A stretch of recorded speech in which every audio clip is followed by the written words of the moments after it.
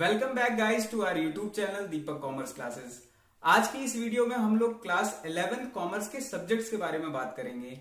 ये वीडियो दो तरीके के बच्चों को फ्रूटफुल रहेगी। पहला वो जिन लोगों ने क्लास 11th में कॉमर्स स्ट्रीम को चुन रखा है, और दूसरे वो जो लोग कॉमर्स में इंटरेस्ट रखते हैं और जानना चाहते हैं कि उन्हें कॉमर्स में क्या क्या पढ़ना होता है। हमने आपको ये जो भी कॉमर्स की लिस्ट है या सब्जेक्ट लिस्ट आप कह सकते हैं, इसे हमने दो पार्ट्स में बांटा है। आइए चलिए शुरू करते हैं। तो दो तरीके से है, पहला है आपका कंपलसरी लिस्ट और दूसरी है आपकी ऑप्शनल लिस्ट।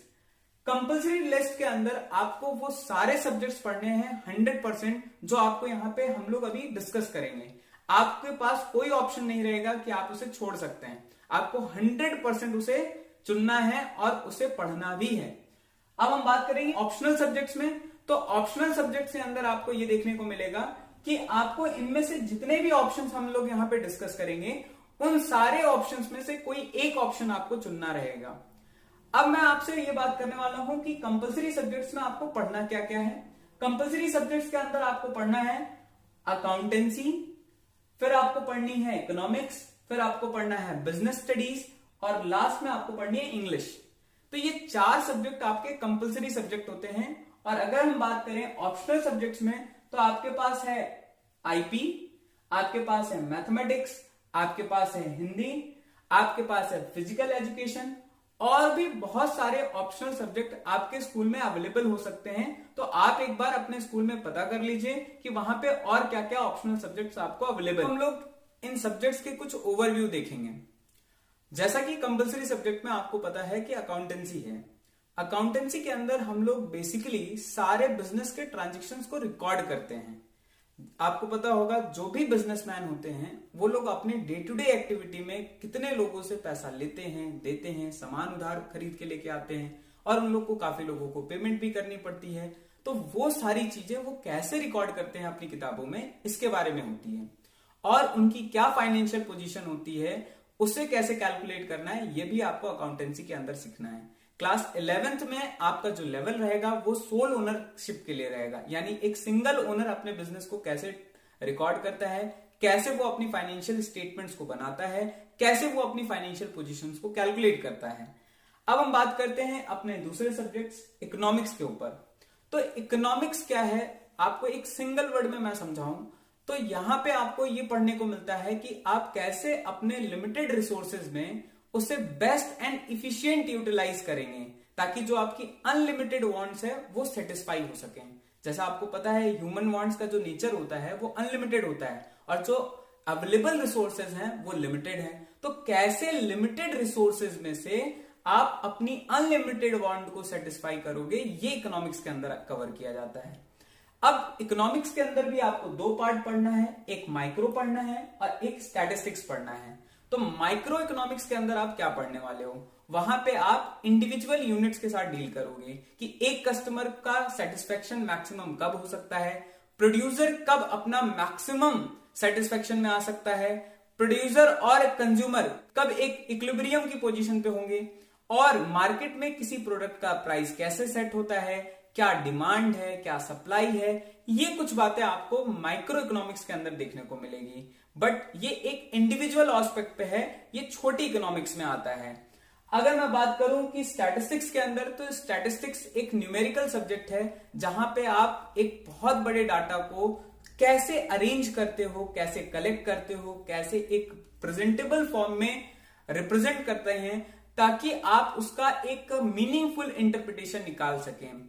आप वहां पे बहुत सारे एनालिटिकल चीजें भी सीखते हैं। जैसे अगर मैं बात करूं तो वहां पे आपको सेंट्रल टेंडेंसी सिखाई जाती है, डिस्पर्जन सिखाया जाता है, इंडेक्स नंबर वगैरह आपको कैलकुलेशन में सिखाया जाता है। तो कुछ ओवरव्यू आपका स्टैटिस्टिक्स का ये भी है। अगर मैं बात करूं तीसरे कंपलसरी सब्जेक्ट्स की, तो वहां पे है आपका बिजनेस स्टडीज। जैसा कि आपको पता है कि कॉमर्स के अंदर बिजनेस के बारे में आपको जानकारी होनी चाहिए। तो बिजनेस कैसे स्टार्ट किया जाता है, कैसे एक छोटे से बिजनेस को बड़े लेवल पे ले जाकर के हम कर सकते हैं, इसकी स्ट्रेटेजी आपको पढ़नी है बिजनेस स्टडीज के अंदर, कि किस फॉर्म ऑफ ऑर्गेनाइजेशन में आप काम करें और कैसे वो फॉर्म्स ऑफ ऑर्गेनाइजेशन आपका क्रिएट होता है। अब मैं आपको बात करता हूं कि इंग्लिश के अंदर तो आपको पता है, इंग्लिश के अंदर बेसिकली आपका जो लिटरेचर का पोर्शन होगा वो रहेगा, कुछ ग्रामेटिकल रहेंगे, कुछ राइटिंग सेक्शन रहेगा। तो इनके हिसाब से वो इंग्लिश का भी कॉन्सेप्ट आपका कंप्लीट रहेगा। अब मैं बात करता हूं आपके ऑप्शनल सब्जेक्ट्स की। तो ऑप्शनल सब्जेक्ट्स में है आईपी। अगर आपका इंटरेस्ट कंप्यूटर्स में है, कोडिंग्स में है, जावा आपको अच्छा लगता है, प्रोग्रामिंग करना आपको अच्छा लगता है, तो आप इंफॉर्मेशन प्रैक्टिस को ले सकते हैं, आप आईपी को अडॉप्ट कर सकते हैं। अब दूसरे ऑप्शन के बारे में अगर हम बात करें मैथमेटिक्स के ऊपर, तो मैथमेटिक्स के अंदर अगर आपका इंटरेस्ट है, अगर आपको मैथ्स बहुत अच्छी लगती है, तो आप मैथ्स भी अडॉप्ट कर सकते हैं।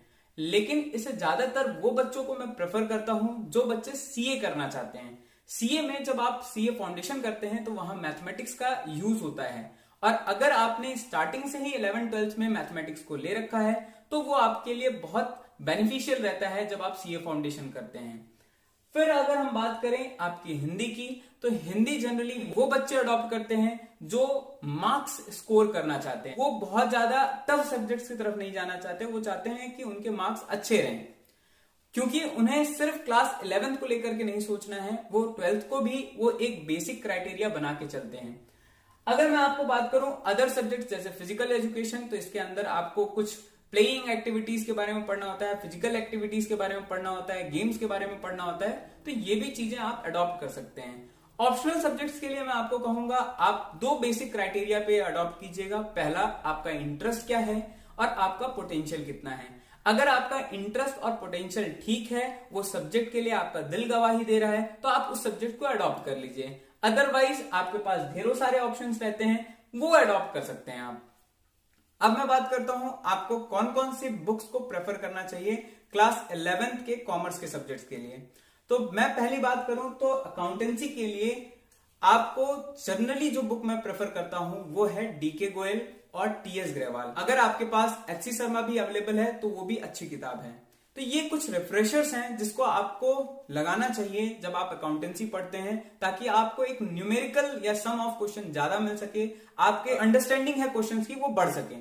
मैं बात करता हूं इकोनॉमिक्स पे, तो इकोनॉमिक्स के लिए वहां पे आपको दो बुक्स प्रेफर कर रहा हूं मैं, एक है संदीप गर्ग और एक है आपकी वीके ओरी। अगर आप मेरी प्रेफरेंस पे जाएं तो मुझे पर्टिकुलरली संदीप गर्ग अच्छी लगती है। आप देख लीजिए आपके स्कूल में क्या प्रेफर कर रही है, दोनों ही किताबें इक्विवेलेंट हैं, अच्छी हैं, आपको जो समझ में आती है आप उससे पढ़ लीजिए। अगर हम बात करें बिजनेस की, तो बिजनेस के लिए दो किताबें बहुत अच्छी हैं, एक तो आपकी एनसीईआरटी और दूसरा एक है पूनम गांधी। आप इन दोनों बुक को पढ़ करके अपना बहुत अच्छा कॉन्सेप्ट बिल्ड कर सकते हैं बिजनेस स्टडीज के लिए। अब ये तो रही बुक्स की बातें। अगर फिर भी आपको कोई बुक्स के कोई नोट समझ में नहीं आते हैं तो हमारी दीपक कॉमर्स क्लासेस की ऐप डाउनलोड करें, वहां पे आपको नोट्स के ऑप्शन में जाकर के नोट्स मिल जाएंगी। और हम कुछ छोटी छोटी वीडियोस लेकर के आ रहे हैं जो कि आपके बेसिक कॉन्सेप्ट को बिल्ड करेगी क्लास 11th में। तब तक के लिए हमसे जुड़े रहिए और इस चैनल को लाइक और सब्सक्राइब करिए और अपने सारे फ्रेंड्स के साथ इस चैनल को शेयर करिए।